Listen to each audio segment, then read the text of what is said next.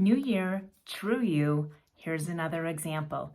Today, I'm going to present the strengths of, we're going to say that these strengths belong to a 23-year-old in the having a taste of the adult teen world, okay? Whether they've graduated from college and are starting a new job, they're still living at home. It doesn't matter what their situation is.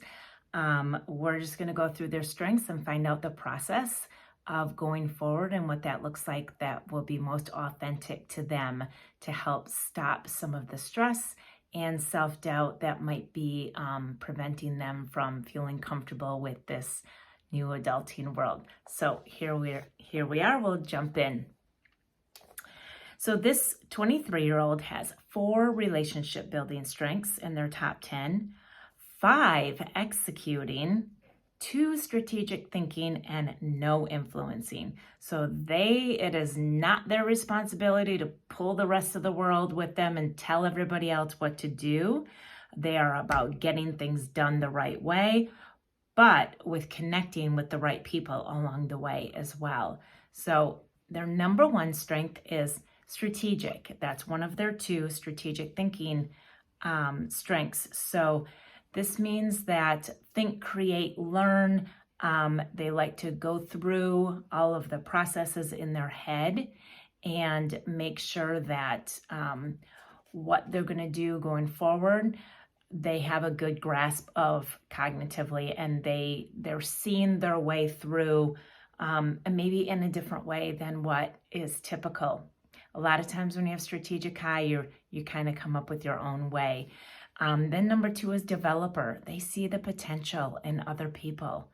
So this is something that's really important to them. They have their plan. They've thought things through. They've maybe created something of their own. But now I'm going to reach out to people around me and I'm going to say, okay, I see that you could do this and you would be good at that and you're best at this. And they want to serve those people in a way that honors their potential. And they're very highly complimentary too, by the way. They really like to let people know that they see this in them. And again, the number 3, responsibility. They might even feel like it's their responsibility to pull out that potential and to help people get to that next step and that next level. And then arranger. So they're taking on, they've come up with a strategy with implementing people's potential. They're taking on the responsibility to see it through because they know exactly how and where each thing can fit together to make it come together. So then they use that arranger strength. But in doing that, they have individualization high next. So instead of just lumping everybody in these like systems and processes and categories and, oh, because you're this, you must be this, they see the unique in all of it. So they can take on, say, a large group and they can come up with a plan of what it is they're supposed to be doing. They see the potential and how each one of them are going to be able to contribute. So it's the responsibility of them now to put this into action with the way that they arrange it based on the unique contribution that each person is going to contribute to it as well. So there's a lot of intricacies that go on in this person's brain with how they're going to go forward with things.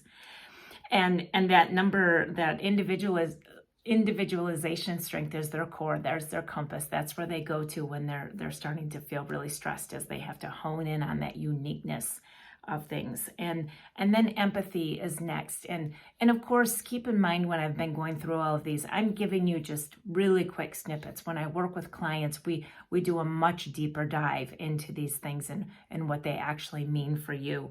But then comes up that empathy. So then they not only see their potential and they value their uniqueness, but they can feel and sense where they're coming from as well. So this person really knows how to get on somebody else's level and meet them where they are. Again, They have no influencing strengths though. So it's not up to them to make sure that they're moving forward in life. It's just they're more of a nurturer in this capacity. Then after that empathy and they're feeling it, then it's the discipline. Okay, so we've got all this information. We've got these right people. We're understanding where everybody is. Now let's get the schedule going. Let's get the process. Let's get this figured out, and let's be very diligent in making sure that we're getting stuff done as well. So we're not just all being, this person isn't just about the touchy-feely. Remember that they've got 5 executing strengths. They're all about getting things done the right way. They just use more, their foundation is based on the relationships and people and all of the, like I said, potential and uniqueness and where they fit the best with each other to get it done, though, to move forward and get things accomplished. They're deliberative. So they're going to take all this information and they're going to pros and cons, and they're going to weigh it real heavily, and they're going to take their time in making decisions on what should be done next, and actually relators next. So who will actually come along and be involved? So I almost see like this person can start with a big group, and depending on their evaluating of the process that they just went through, then they can come down to the core group that actually needs to stick together. That doesn't mean that other people are ousted. It just means that this is the core group for this task. Now this is the core group for this task, and this is the core group for this task. And their brain just can figure that stuff out very naturally. And then achiever, to get the goal done, to get it all done so that they're accomplishing what they're setting out to do. So 23-year-old, this is your process. This is how you're going to go about things in a way that feels most natural to you and where you're going to find your success.